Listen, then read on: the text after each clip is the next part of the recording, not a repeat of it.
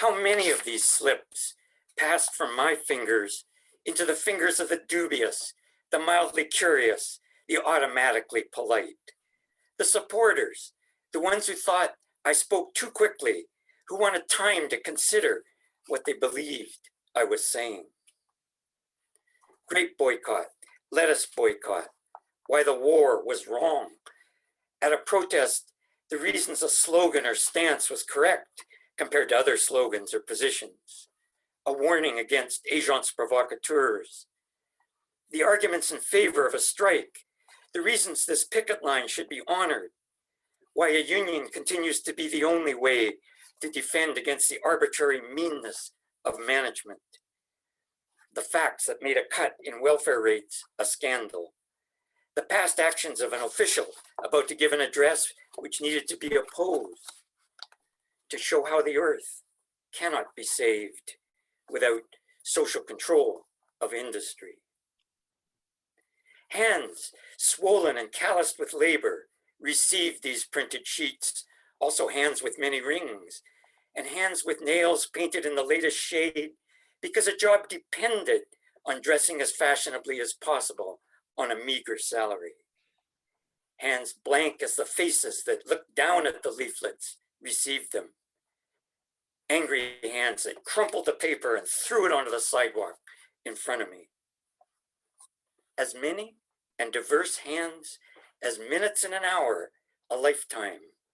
As trees that stand on the mountains that surround the valley, the city. Some of these fir and pine destined themselves to become leaflets, but that for now remain patient, enduring, oblivious. Complications rise in the thick grass. Their shapes and attributes can mimic or be nearly indistinguishable from each other, except to the trained eye, that can differentiate which are edible, sellable, poisonous. No one would utter the word defeat when our army returned.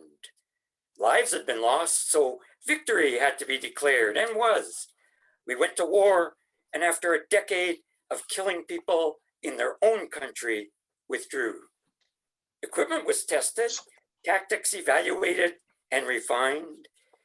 The veterans received some ceremonies, a new medal, suicides, and a deep silence, disguised as the usual words: democracy, peace, humanitarian aid, improvements in the status of women. Alcohol and despair, or maybe other drugs, built a house, a school, where children learned to hide from themselves. A bleakness smothered them, was hammered into their lives. Much was extracted to allow room. Other houses and schools were blamed. No one said, this is wrong. No one asked who to blame. Who was offended against found how to vanish. What wasn't said is the memorial. The children waited while the room shook.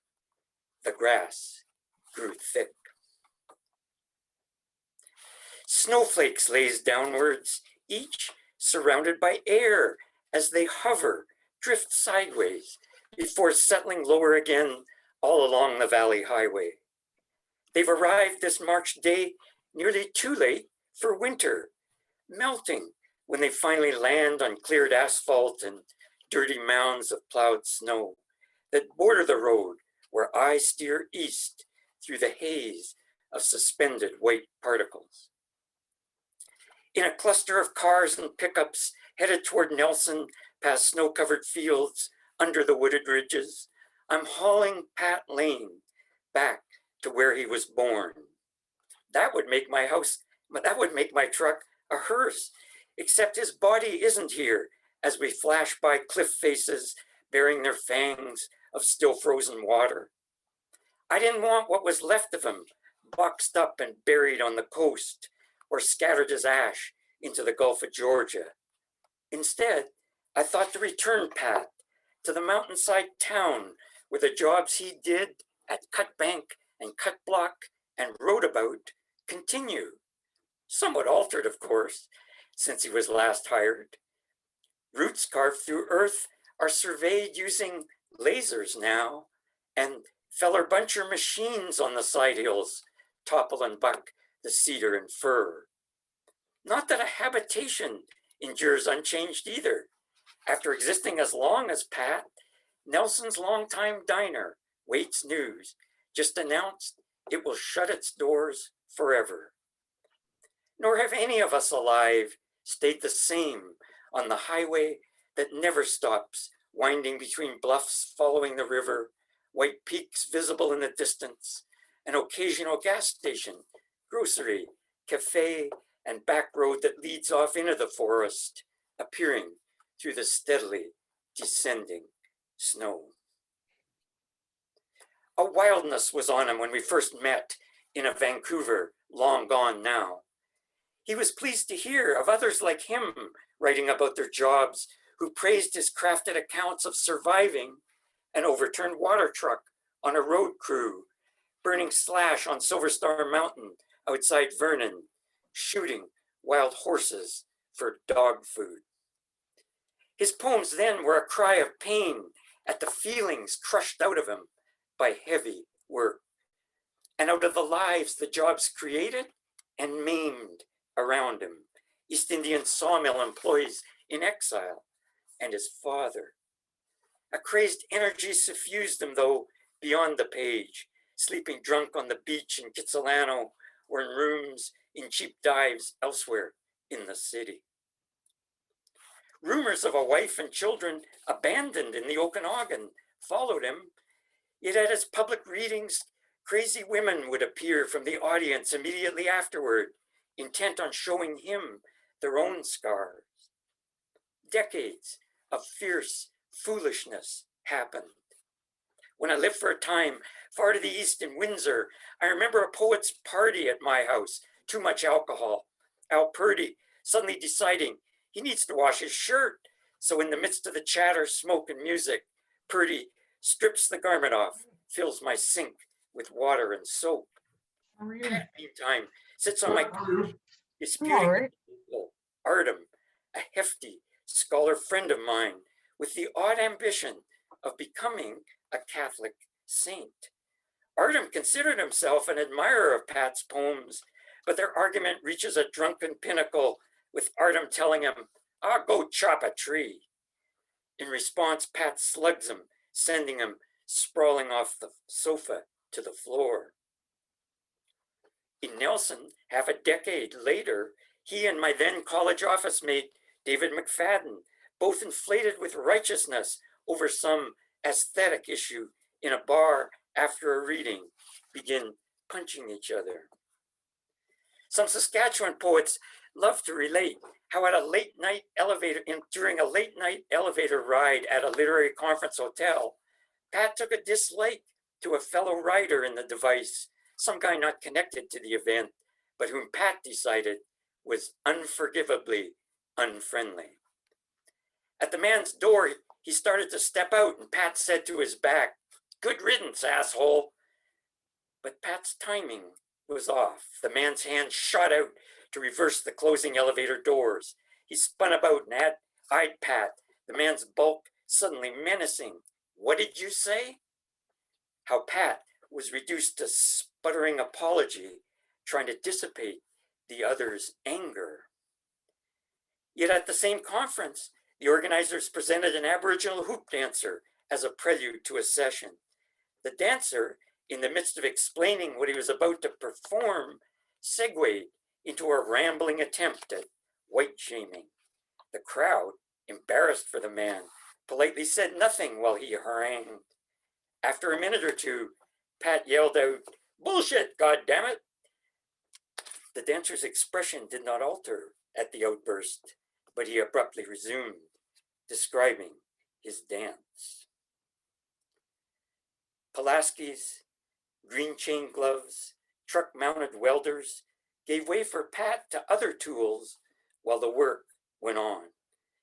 Is my idea of transporting Pat's words to their origin again a way of mourning my youth disguised as Pat's? Or do I want to restore a vivid harshness to his writing, an energy I feel was leached out eventually, a power rooted in these valleys formed by the Selkirk, Monashee, Cascade Ranges, a loss some onlookers would claim inevitable with aging? Or is my aim to impose a pattern on that set of chances taken and refused that is anyone's life, an erratic and unpredictable journey from silence to silence, however noisy the intervening distances and years? I had the notion carrying him back would complete a circle for his words. As we cross the Kootenay River and the first roofs of the town become visible, I see ahead, over the falling snow, the blue sky of spring.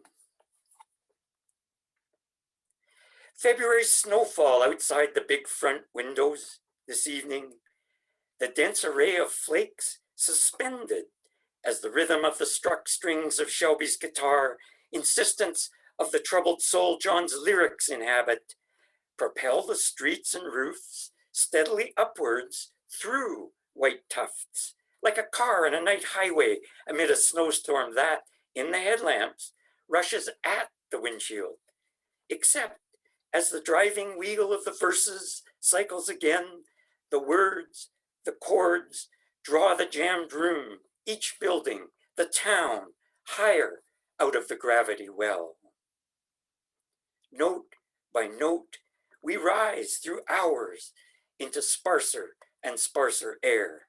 The sun will fail. Galaxies will fail. The fabric of this universe will spread and thin or collapse to an infinite weight. And yet, we sang. Flint sparked fire. We hammered steel into steel, found the recipe for bread, plowed the same field for 40 years. Fletcher, Cooper, Wainwright, typewriter repair. It was messy. It mattered. It didn't matter. We lived into nothing, trailing behind us the lost chants, incantations, war cries, denunciations, love charms, languages, harmonies. It was messy. It mattered. It didn't matter. These are what we made as we ascended amid the snow, as our dwellings traveled up toward the greater night. We couldn't do nothing. Here where memory simplifies, weakens, and is gone, we couldn't stop. We ascended outward to the dark. It didn't matter. We sang.